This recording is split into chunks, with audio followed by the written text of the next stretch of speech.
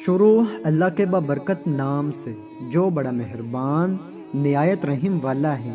میں ایک ضروری کام نمٹا کر گھر کی طرف جا رہا تھا جب اچانک کسی نے سامنے آ کر پرجوش انداز میں پکارا، السلام علیکم سر۔ میں نے سلام کا جواب دیا۔ یقیناً وہ میرا کوئی پرانا طالب علم ہوگا، لیکن میں پہچان نہیں پایا۔ اس نے دونوں ہاتھوں سے میرا ہاتھ مضبوطی سے تھاما اور مسرت بھرے انداز میں پوچھا، مجھے پہچانا سر؟ میں نے غور سے اسے دیکھا۔ وہ 6 فٹ لمبا قد، نفاست سے تراشی ہوئی داڑھی اور لباس کے لحاظ سے آسودہ حال ایک خوبصورت جوان تھا۔ عمر کوئی 35 سال کے لگ بھگ تھی۔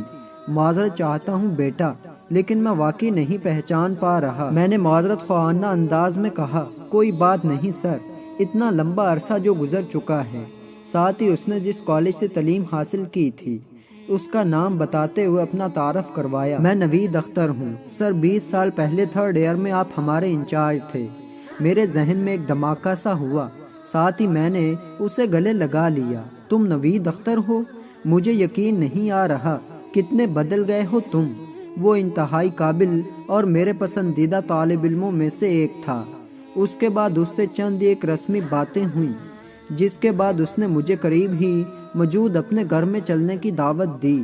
میں نے انکار کرنا چاہا، لیکن اس کا خلوص دیکھ کر میں خود کو اس کے ساتھ چلنے سے نہیں روک پایا۔ 5 منٹ بعد ہم ایک چھوٹے سے خوبصورت گھر میں داخل ہونے کے بعد نفاست سے سجے ہوئے ڈرائنگ روم میں بیٹھے تھے۔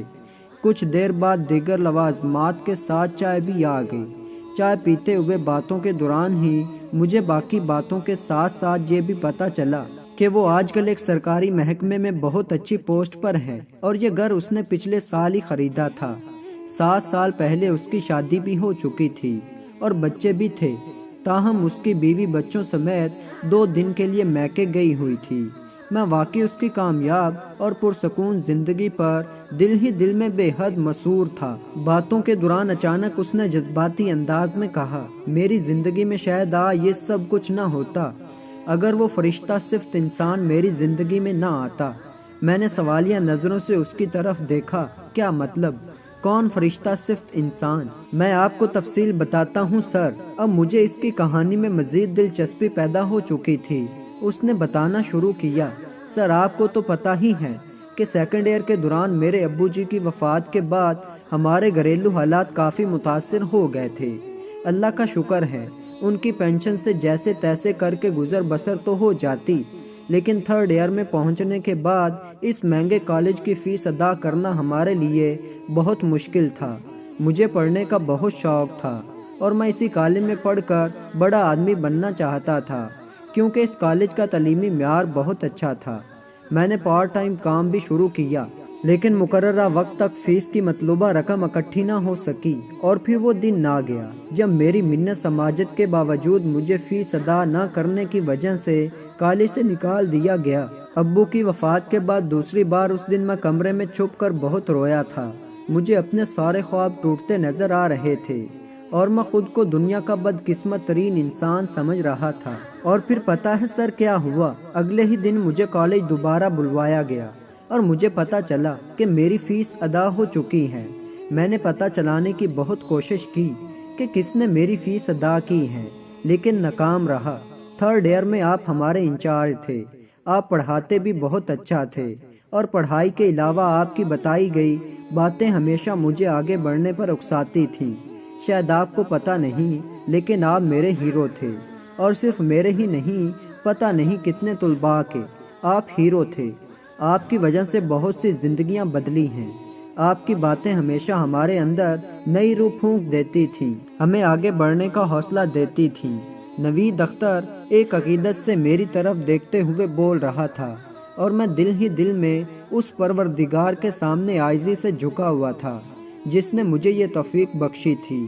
نوید اختر نے بات جاری رکھی، 3rd ایئر کے آخر میں آپ کی گورنمنٹ کالج میں لیکچرار کی جاب ہو گئی اور آپ ہمارے کالج سے چلے گئے، لیکن آپ کی باتیں ہمیشہ میرا حوصلہ بڑھاتی رہیں۔ دوسری طرف ہر سمیسٹر میں میری فیس وہ اللہ کا بندہ ادا کر جاتا اور مجھے خبر تک نہ ہوتی۔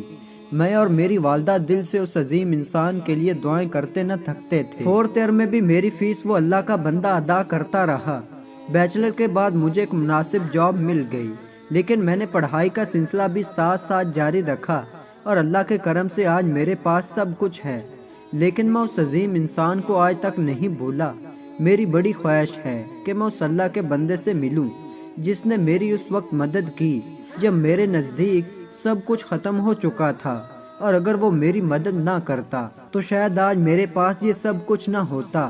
کاش مجھے پتہ چل سکتا کہ وہ کون ہے۔ اس انسان کا ذکر کرتے ہوئے نوید اختر کافی جذباتی ہو چکا تھا۔ بس بیٹا، کچھ لوگوں کو اللہ وسیلہ بنا دیتا ہے اپنے بندوں کی مدد کا، میں نے کہا۔ وہ چند لمحے میری آنکھوں میں دیکھتا رہا، پھر اس نے نظریں جھکا لی۔ اچھا بیٹا، کافی دیر ہو گئی ہے، میں اب چلتا ہوں، اور واقعی بہت خوشی ہوئی آپ سے مل کر۔ اللہ آپ کو دنیا اور آخرت کی ڈھیر ساری کامیابیاں اور اپنی رضا نصیب فرمائے۔ میں یہ کہتے ہوئے اپنی جگہ سے اٹھا۔ میرے اٹھتے ہی وہ بھی تیزی سے اٹھ کھڑا ہوا۔ میں نے ڈرائنگ روم کے دروازے کی طرف قدم بڑھائے۔